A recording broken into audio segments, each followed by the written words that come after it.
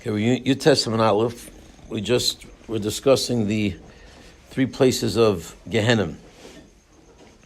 We said that Gehenna is in the Midbar by Kairach. It's in the Yam by Yonah, and it's also in Yerushalayim. These are entrances, right? Right, the entrances of Gehenna. Correct. I guess there are many ways of getting there. Right. Right, okay, that's where we left off. Let's see any Rashis here. Does not seem that there are any Rashis. Let's see, Mi Ben Shaol, Yonah ben Amitai, Kamalei, this is Yonah ben Amitai. Okay, so let's proceed. Your Testament Aleph, slightly right before the really wide lines. Okay,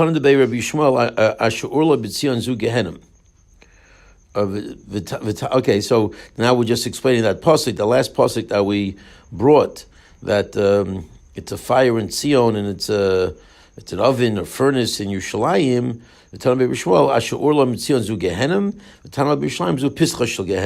So the actual or is Gehenna, and the tanur is the way you get to the or. That's right. You get to the fire by going through the furnace. So that takes care of that. That proves that we're talking about Pischa Shel Gehenna. V'suleka, what? And there are no other entrances to Gehenna. Amar of Miriam, Amar of Shub and Levi, Amar Tana, or other people say it was a brayse. Tana Rabba Bar Miriam B'Debei Rabbi Avrohom and Zakai. There's Rabbi Miriam learning a brayse in the yeshiva of Rabbi Avrohom and Zakai. Shtei Tamaros Yesh Begai Ben Hinnom. There are two palm trees that are in the valley of Ben Hinnom. And smoke comes out from between them. And this is what we learned, these palm trees that were here between these two, that was in the Gay Ben Hinnom, produces a kind of palm fronds, and a kind of lulavim, where we said Zushinu Tzine Har Barzel Ksheros, that the Tzine Har Barzel, that's referring to a specific type of lulav that grows from these trees, that they kosher, even though they might not have as many leaves as a typical lulav, but they're still valid. That's what the Gemara in Sukkah says. V'zui Pischa Shel Gehenna, and the smoke that comes out indicates that this is the entranceway into Gehenna. So, what do you tell me there are only three? This seems like there's a fourth. The Gemara says, Dilma Hainu Yerushalayim. You can argue that this is exactly the same one, Ben Hinnom, and when the From tour guides take you around, they actually right outside Yerushalayim, they show you Gay Ben Hinnom, which is right there. So, seems like it could very well have been part of Yerushalayim, and therefore it's not a kasha. Let's see here any Rashi, B'debei, Rabbi Avrohom and Zakai. Okay, Brisa Shenizdra B'beis Medrasho. Okay, it's a Brisa that was compiled and put into order in the Beis Medrash of the great Rabbi Avrohom Zakai. Ke'ein Tosefta Shesida Rabbi Chia Rabosha, similar to the Brises, the Tosefta that Rabbi Chia and Rabosha set up. Okay. Tzine, a few more Rashi. Tzine the Kolim, these are palm trees. Kasher lulav, kosher for lulav, even though they are a little bit different. Okay, but they still have the status of a kosher lulav. Get back to the Gemara.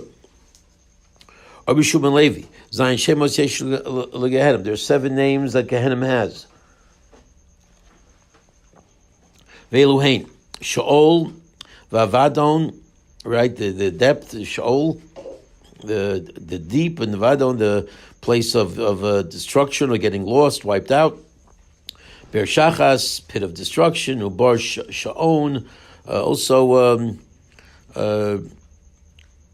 some other similar type of expression of calamity. Vitit Hayovon, also like a quagmire, like a quicksand, some kind of some cementy type of surface there, a type of area that sucks you in. V'tamaves, shadow of death. V'eretz hatachtis, and the bottom world, the underworld. Okay, so these are the 7 names. Now we're going to go through different psukim that are going to prove that these are 7 references to Gehenna. Sheol, Sheol diksivi betin Sheol shivati, Shemat koili. From the stomach of Sheol I called out, you heard my voice. That was a pasuk by Yonah. Okay. By Yonah there. Avadon diksiv hayisupar bekever chazdecha. The word avadon is referencing Gehenna because it says, can somebody speak of your kindness in the kever amunascha ba'avadon? Can they speak about your reliance, your truth, your trustworthiness in avadon? Avadon again, referring to the next world, or I shouldn't even say the next world, and whatever Gehenna here is referring to, that's referring to Gehenna, which I guess happens after we go. That part is clear. Be'er shachas, the pit of destruction. Diksiv kiloi saz of nafshi l'shaol. Okay, do not let my soul go down to the depth. Los hitin chasidcha lirois shachas. Let not your kindness allow me to see the shachas. Ubar Sha'on. Okay, your kindness should not let me see Shachas Ubar Sha'on. Okay, so I guess that's Liro Shachas, and that's where the pasuk ends. Liro Shachas. Right. Okay, that's the pasuk in Tillim. Okay, that's how we know it's referred to Ber Shachas. Okay, Ubor Sha'on v'tit hayavan. How do you know that 2 other references are valid of Bar Sha'on and Tit hayavein? Maybe that's the way you pronounce it. Diksiv vayaleni mi Bar Sha'on. You lifted me up from the Bar Sha'on. Mi Tit hayaven. Okay, and from this quagmire, this quicksand type of situation. Where I was going down, and you picked me up and you saved me. Again, a pasuk in Tillim, David HaMelech is referring to HaKadosh Baruch Hu's kindness. V'talmaves, that's a word we're familiar with, and the shadow of death. Ksiv yoishvei choshech v'talmaves. Verse that some of us stop. Okay, it's another pasuk in Tillim, the ones who dwell in the darkness and in the shadow of death. So, right from Tseil Maves, Salmaves. That's number 6. So we have 6 different psukim. Verita Taktis, and the 7th one is Gemara. It's a Messiah. It's a Messiah we have that the 7th name of Gehenna is Eretz Taktis. Okay, and they point out, the Achronim say that these are referring really to different levels of Gehenna, different levels of punishment that take place for people based on the averis that they've done. Okay, so let's do some Rashis here for a minute here. We did that. Tit hayavon or hayavein, hu refesh ledvabo. It's a kind of a muddy substance to sink someone into. The stam tit hainu shiroi lebinyan. The typical tit is what's fitting for like plaster, fitting for construction. That's the reference to tit. Shachas u ber shachas chodemilsi. So whether it's shachas or ber shachas, ultimately it's one thing. So even though the pasuk didn't say the word ber shachas, we're adding the word ber, but it's essentially no difference. Aliske hinam, that's weiter. Okay. V'suleka. Really, there are only 7 and not more in terms of names of Gehenna. V'ika Gehenna. What have happened to the good old Gehenna? Okay, that for some reason that's not 1 in the 7. So Gemara answers Gei Shamuka Big Gei Hinam. It's a valley that's deep, like Gei Hinam. Shakol Yored Lo Aliske Hinam. That people who go down there are going down for Iske Hinam. What's that? Aleph Iske Chinam. Okay, so in other words, so the word Gehenna is really not a real reference. It's more of a descriptive terminology of what Gehenna is all about. Okay, Liske Chinam. Okay, things that are free, I guess, that you don't have to pay for. Let's see Rashi. al iske chinam, one Rashi here, arayos. Okay, I guess maybe it's a reference to what they remembered the good old days in Mitzrayim. So, or let's see here. Yeah, I guess it's an aver that you generally don't have to pay for, and that's why it's called chinam. But the word chinam clearly here, as Rashi is telling us, is referencing arayos. A little circle is per nechal Mitzrayim chinam. Oh, okay, Baruch Hashem. So the Gilyon Shas on the side there says that's exactly what when the Klai Yisrael said that we ate the Mitzrayim chinam for free, that really was not referring to some physical food they were eating. It's referring to the arayos that was there for them without any, trouble, or certainly no money was involved, and that's what they were referring to truly with the word chinam. And either he's quoting the Mashah, or there's a Mashah just ends with the word Mashah. So either the Gilyon Hashas is quoting the Mashah, or the person added the Mashah that you should look at it at the end. Okay. Fine. So back to the Gemara. So Gehenim is not a valid word name for Gehenim. I mean, Gehenim is not a valid name for Gehenim because it's actually called Gehenim because of the descriptive nature of Gehenim. But the other 7 references are true names of those places. Vika Tifte, the Ksiv Ki Aruch Mi Esmol Tifte.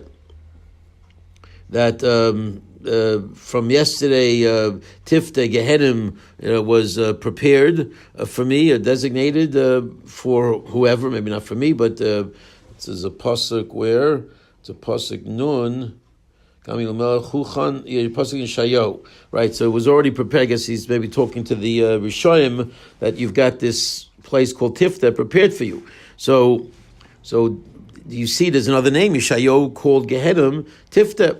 More answers no. Hahu shekol mispata b'yitzro yipol sham. The reason why it's called Tifta, again, it's more of a descriptive terminology. It's not the actual name of these 7 places where you don't want to go, but it's more that anybody who's seduced by his yetzer yipol sham will go there. Okay, so that takes care of that. So there actually we have 7 official names, 2 other references, Gehenim and Tifta, and I guess hopefully we're not good to go. We're good to go to the next piece, to Gan Eden. Let's any Rashi. Tifta Gehenim Diksiv Bahukra Medurta Eish Veitzim Harbe. You got a nice furnace there, a nice fire, a lot of wood, and again clearly referring to the punishment. And again, these are constant descriptors of physical fires, which again we know we're not really talking about a physical world, so. Whatever, even though it's here on Earth, so I don't know. It's a little bit of how this all works out with the physicality and the spirituality, but that's for another time. Let's see here. So that's the last Rashi. Okay, now ready to go weiter. What about Gan Eden? Gan Eden, Amr Shlokish. Im be'eretz Yisrael hu be'sham pischoi. If Gan Eden is in Eretz Yisrael, the opening to Gan Eden is in Beit Shan.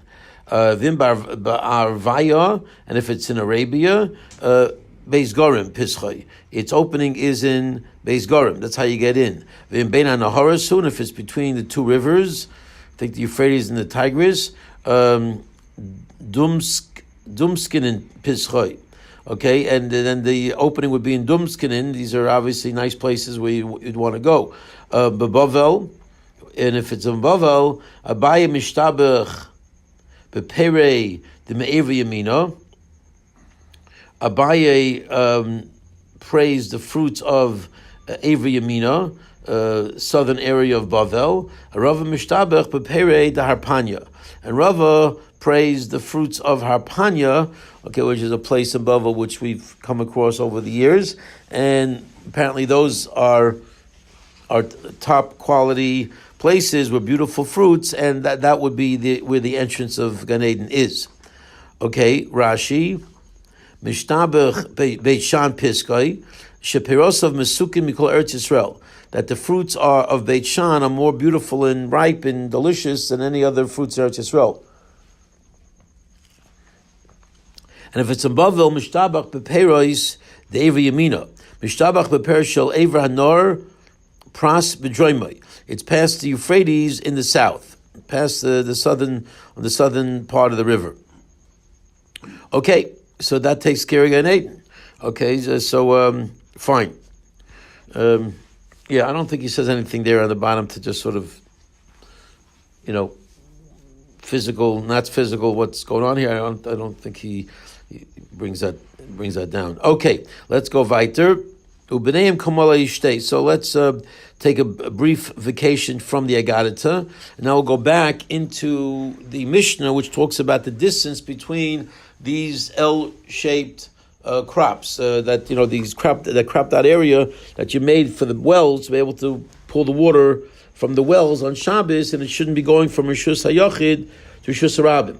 So we said that if you surround yourself with these 4 Diyomdin, which are like 8, because each one is like 2, because you got one going in one direction, one in the other direction. It's an L shape, so 4 of those brings you 8 walls surrounding you, ultimately from all 4 corners, and every way you go. So, and how wide are they? B'neim kamole shtei, 2 teams of oxen, each one with 3. So Mer says pshita. Kiva and the tunnel lake shuros. I mean, if the language of the Mishnah, they have to be tied, not asuros, not untied. So, for the Gemara, well, if it's tied, I know it's not untied. That's a little redundant. So just tell me they're tied. That should be sufficient. So pshita, kiva and the tunnel lake shuros have and an yadin the law have mutaros. If I know they're tied, if the Mishnah teaches me they're tied, I can figure out that they're not untied. So what exactly is the point of saying they're not untied? Gemara says there is a point, because I would have thought kashuros ke'en kashuros. When we say tied, we don't mean actually tied. We mean it's like it's tied of a mamishloi. So in other words, meaning close together but not actually tied. Kamash malon v'lo mutaros. Therefore, we have to say v'lo mutaros to teach me. No. It's not about looking like they're tied or being close together like they're tied. They actually have to be tied. That's the distance, and that's actually obviously going to end up 10 amis, but that's the way you measure the distance. So literally, v'lo mutaros. Okay, no Rashi's weiter. Achas nechnesas v'achas yotzas. So the way to measure is with one team going in and the other team going out. Tana, we learned the Brisa, revoka nechnesas, revoka yotzes. It means a team. Don't learn that it means individual cows going in and going out, but it means actually the team. Look at Rashi. Revoka nechneses, revoka yotzes. Lo pora nechneses, pora yotzes. Don't read it that one cow goes in, one cow goes out. Tim Kain level like shuros. Again, you might think this is obvious, but I guess it wants to make it very clear. Don't misread the Mishnah. It means that you measure one going in, one going out as a team of oxen in unison going in and going out, as opposed to individual cows going in and going out, which would probably lead you to more space, and we don't want to give you more than you're supposed to have. Okay, fine. So, Tanarbanan, last line on the page. Tanarbanan, Kama Rosha Vruba Shalpara. So when we talk about, you have to leave enough space for the head and the majority of the cow. How much is that? Shtei amos. Okay, so there needs to be 2 amos of space, minimally, between the well and the wall. Where that it's not actually going to be the wall. The wall is on the corners, but the wall continues in an imaginary way. So that you need the distance between to allow the cow to stand there, the head and the majority of the animal needs to be 2 amos, which is anywhere between 3 to 4 feet. Okay, the kama over shapor. What about the thickness of the para? Because that's when it comes to measuring the teams, and the how much distance from one side to the other. That is going to have to do with the width of the animal, obviously. The kama over shapor amma ushtei shlishama. 1 2/3 of an amma. So 6 times 1 2/3 gives you 10, and that's where Rav Meir got his 10 ammas from, because he needed space for 2 teams of 3. That's 6, and each one is 1 2/3. So that's you 10. Let's see Rashi, last Rashi on the page. Kama rosh of ruba shel para shosu chacham shir larchokas pasim and abor. The chacham gave the measurement to how far you can distance the corners of these boards, and these L-shaped boards from the pit. Shiruchaykin. This is how far away. This is not how big the opening is. This is how far away it is from the well. Okay, kedei rosh of rubo kedei tamasis. That's what the Mishnah says. The amount that it's the head and the majority of the body. So how much is that? It's 2 amas. So that's your minimum shear to go. Till you reach the wall cannot be less than 2 amas, and that would allow at least most of the cow to be in the area as you give it to drink. Otherwise, as we said, we're afraid you're going to bend out and you're going to go out to facilitate the drinking of the cow, and then you'll end up in trouble because you'll be carrying outside into Rishus Rabbim. Okay. Shehain. Okay, so let's now turn the page. We just said that the width is 1 2/3 amos. Shehain keser. That adds up to like 10 amos. Okay, Divrei Rav Meir. These are the words of Rav Meir. Okay, just to the top Rashi, Shein ke'eser amos, shisha bakar, which are 6 oxen. L'kam parach, my ke'eser. The Gemara is going to ask, what do you mean ke'eser? What do you mean it's like 10? Ha'eser m'chuvan is saying, it is 10. So it's exactly 10. 1 2/3 times 6 is 10. It's not like 10. It's not about 10, it's 10. So we'll deal with that momentarily. Okay, that's Rav Meir's sheet. What about Rabbi Yehuda? Rabbi Yehuda Omer k'shleish esrei amos. Again, interesting language by the Brisa. Rabbi Yehuda says it's like 13 amos, it's like 14 amos. So again, what does that mean? Ke'eser.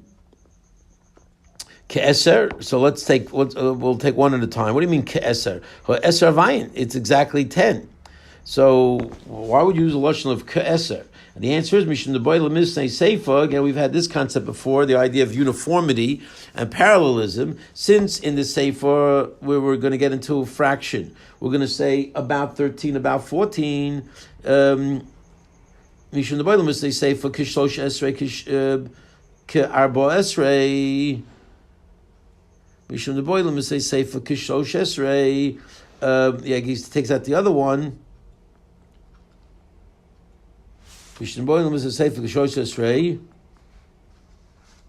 Okay, right, stop. Okay, so because I wanted to say like 13, so it should, therefore it said it also in the ratio like 10, even though in reality it's exactly 10. But the language of ka is there because of the parallelism to the Seifa. So Gemara says, what do you mean? Well, even that I don't really understand. Is it like 13? It's more. So what do you mean it's like 13? Yeah. Hotfeavine. Okay, I guess he takes out the okay, so that's what the Bach does. He just says Hotfeavine. He takes out the second Kishosh Esrei. Fine, but it's the same meaning. That how can you say it's like 13? It's more than 13. It's 13 and a third. So Mishum Deboilim is a Kar Esrei.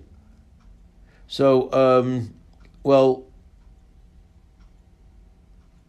Okay, so I guess since I want to tell you it's like 14, Ukarba esrei halo have.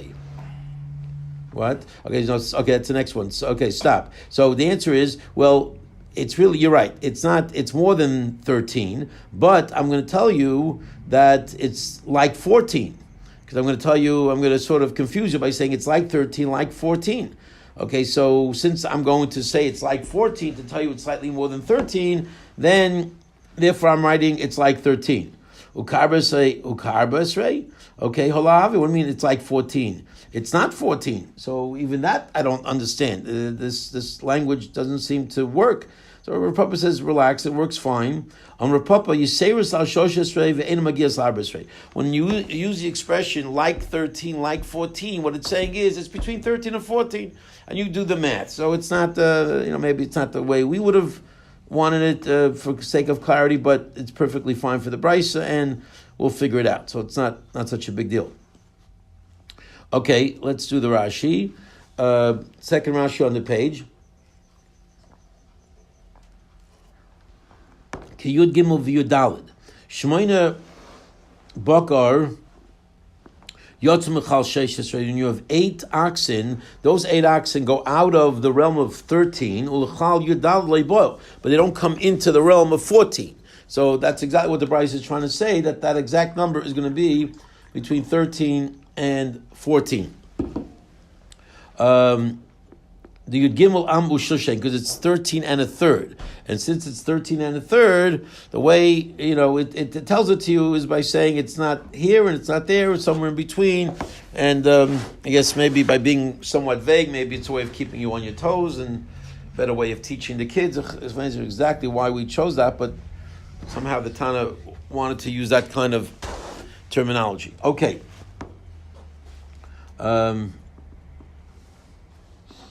Okay, fine. Let's proceed. So Amr of Papa, Amr of Papa.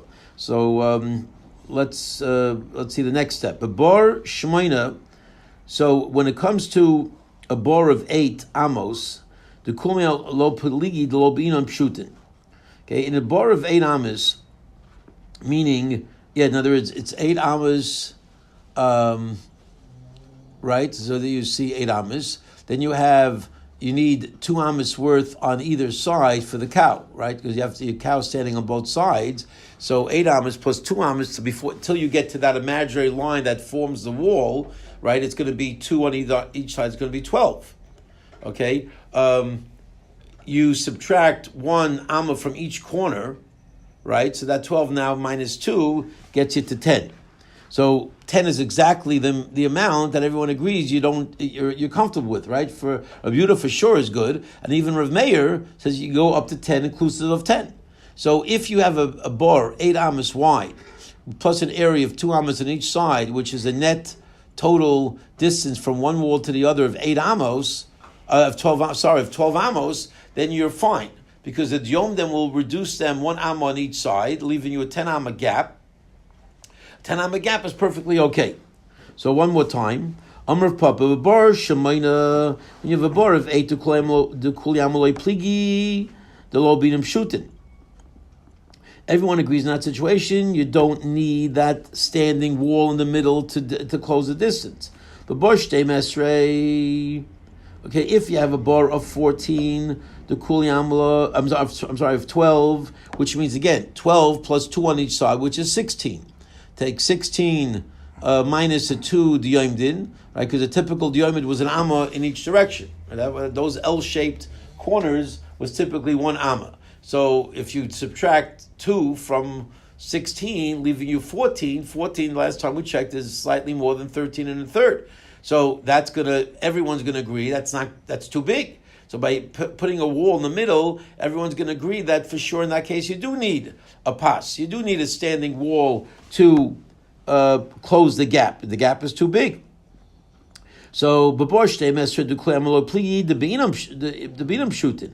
There, everyone's going to agree that you do need a wall, and therefore it's not going to be a machlokes, not by 8 and not by 12. In both cases, on either side, everyone's going to agree. So where is the machlokes between Rav Meir and Rabbi Yehuda? Ki pligi mishmeina at shtei mesrei. The machlokes is between these two distances, between 8 and 12. That's where it is. Rav Meir binam pshutin. Rav Meir said the minute you get more than 8, the gap is going to be more than 10. If it's more than 10, you need a standing wall to close the gap. Rabbi Yehuda loy binam pshutin. And according to Rabbi Yehuda, since you haven't reached the threshold of being more than 13 and a third, you're certainly fine. Okay, Rav Papa, my Kamashbala, and Gesundheit, Rav Papa, what are you telling me? Tanina. Okay, I mean, hello, that's exactly what we just learned. I mean, we just said a brisa that was very clearly, articulated the concept of this idea that it's between 10 and 13 and a third that is the issue. To which Rav Papa says, which the Gemara answers, right? So again, the question was, Ma'ika Mashmantina. Rav Papa, Bryce Lo Shmielei. Rav Papa, as we know, Amoraim, they all knew the Mishnayos. They knew every Mishnah, but they did not know every Brisa. This Brisa he didn't hear. Well, Kamashwan Kabrisa, he wants to teach us the clarity of the Brisa by himself, not knowing that there was a Brisa that stated it. So it's not a kasha that you're telling me a Brisa. Let's do Rashi. Kiyud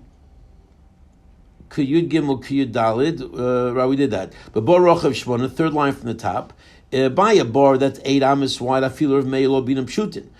Even a corner of May, you don't need pshutin. The chimarchik kedei rosh of rubo the hanish amos rach. When you add the distance for the cow, which is minimally 2 amas on all sides, nimsa hachlal shebein beis hamechitzo shtei mesre.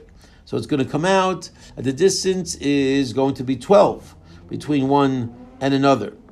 Okay, once the distance is 12, uvapasim ruchav amma. Each side board is 1 amma in length. So you got 1 amma in one corner, the other amma in the other corner. So it takes that 12 amma distance and it narrows it 2 ammas.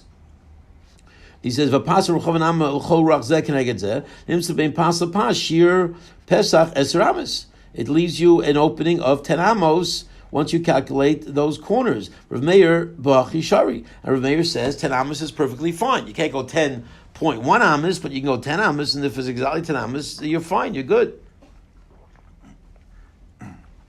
It's interesting. We would naturally just get neurotic and say, "Oh my gosh, maybe it's slightly more," but it seems no. If you measure 10 amos, that's 10 amos. You're good, even though you're mamish on the border, but doesn't bother us. So. But the question is, at the end, is what's Rav Papa telling us? You gave us a nice shear on the distances, but I can read the brisa and I can figure that out on my own. It's right there for me to see. So Tanina Rav Papa Masisan, Diktani Rav Meir Shisha Bakar, Rav Meir Shemina Bakar. Did the Rashi beforehand? What? Oh, but bar shtei masrei, right? So if you have a bar of 12, the chimarchi shtei amos mikanu connected mikan. When you add the 2 amos to a bar, that's 12 amos wide, and you add 2 on each side, which is 12 plus 4. Uknegdam mikan yesh chol mechitzu yudvav. And once you do that, you're going to have from wall to wall, you're going to have 16. Okay, yudvavam umehen shtei amos I made. Okay, and then from that you have 2 amas standing because you have an amma from each side board. Okay, hare bein zel is a yudalid paritz. So you have 14 amas open. If you have a 12 amma wide pit, you're going to have 16 amas minus 2, leaving you 14 amas. We clearly know Rabbi Yehuda never allowed 14 amas would be them shooting. The chol tzad, you have to add a standing wall to each side. The mikol tzad v'tzad ikka yudal amas, because on each opening you have 14 amas. Mafarish hecha mashvilahu. And later on we're going to explain where do you put this standing wall. Where can you, at what point can you, where in the opening do you place it?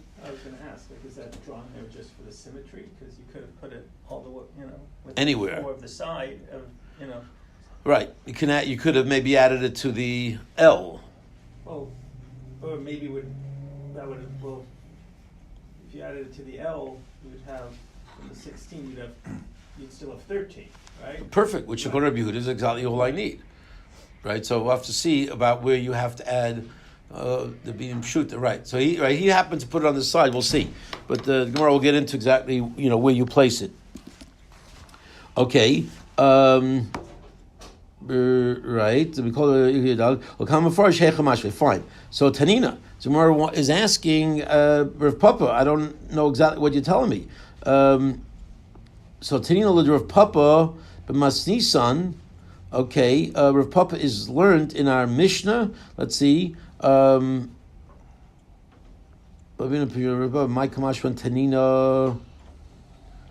Tanina. So Rashi seems to learn. Just see that Aleph for a minute. Just 1 second. Okay, let's see. So Rav Papa Masisa, they tell Rav Papa because in the Mishnah it says that according to Rav Papa, Shisha Bakar, Rabbi Yehuda Shmoina Bakar. Okay, so that we know that clearly. The Mishnah says that's the distance you're allowed: six oxen versus 8 oxen. Umelu Shaminan, and from there, Memelu we know the Rav Meir Shari Bavdalas Eser. Okay, according to Meir, it's mutter with 10 amos. Rabbi Yehuda Shari Bavdal Shlosh Esrei Amo. Ushlish, and according to Yehuda, it's 13 and a third. V'chi kabay Rav Meir pshutin v'os meser kaman. Clearly, Rav Papa, when Rav Meir said you need these standing walls, these additional boards, that was clearly stated in a case where it's more than 10. So I don't know. From Rashi, We'll have to see the next Rashi, but from Rashi it sounds like the question is from the Mishnah. What's Rav Papa saying? It's a Mishnah, and that's a harder, question to answer. Well, clearly we're going to bring in the Brises. Let's see what the next Rashi and see how he learns these two steps here.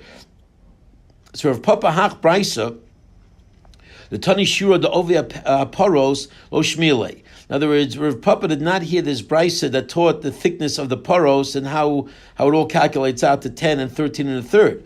And in the Mishnah, granted, maybe based on the brisa you can figure out what it says, but for the Mishnah doesn't tell you how wide the paros are, right? It just tells you 6 versus 8, but it leaves the actual amounts vague. It doesn't tell you. It's unclear.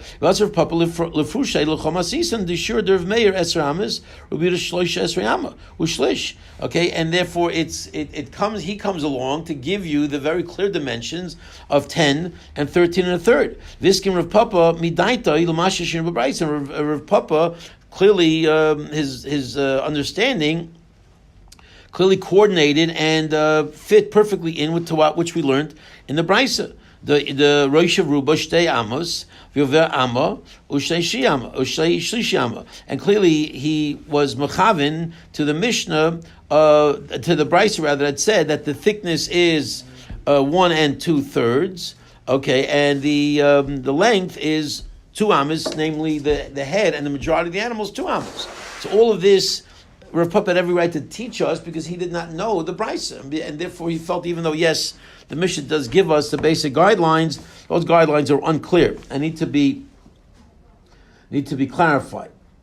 Okay, so that takes care of that, and therefore Rav Papa is certainly justified in teaching us this halacha. Okay, so we have a bunch of simanim for the next Gemara. So boimine 2 dots. Boimine bayim Rabba. So Abai had a shaila from Rabba. Herich b'dyomdim kishir pshutin l'Rav Meir mahu. This lengthening of the diomed, the amount of the boards, the individual board that you have to add, Rav Meir mahu. Okay, what is the status? Where do you have to put it? Okay, so let's see here. What's the shaila?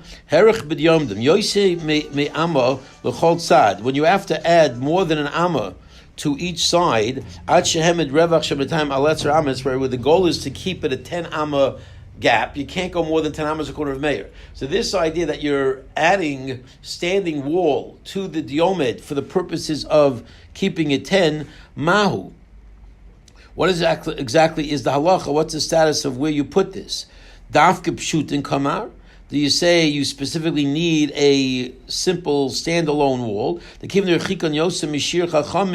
Since you've opened up the gap more than the chacham allowed, more than 10 amos, so maybe you have no choice. Binan heker bene beni.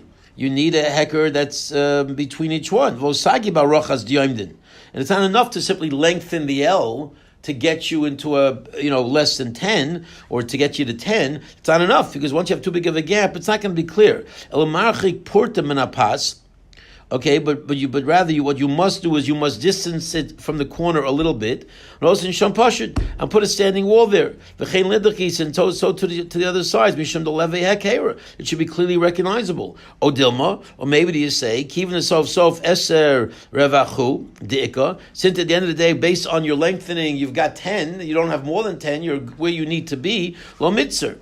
It's not usher, right? It's not a problem. So that's really the question, that once you get to a greater distance, is the lengthening of that L not good enough, because it's still not recognizable that you've lengthened you've minimized the distance between them? Or do you say at the end of the day, all I care about is a gap, and if your gap is 10 or less, you're good. Why do I care that it started off more than 10 and it's maybe not going to be so recognizable? I'm going to measure it out, and I'm going to say it's fine. So that's the question. Do you need a standalone wall to make it more of a hecker, or is it good enough to have an extension of the wall, and that also is good enough? So that was a shaila. And Amalei, he answers the shaila to Nisua Uvad Shiyarba Pasin, that as long as you add to the pasta and you add to the boards, my lav the mayrich b'yomdin does not mean adding to the pasta means you lengthen the yomit. Sounds like all you got to do is lengthen it low. The mapish v'yavid pshutin. It could be that you move a distance away, you make a push to the walls, and you have to make a standalone wall. So the fact that it says yarba b'pasan doesn't necessarily mean it's good enough just simply to lengthen it. It might mean that you have to actually make a standalone wall, and we'll pick this up on Sunday. Good job.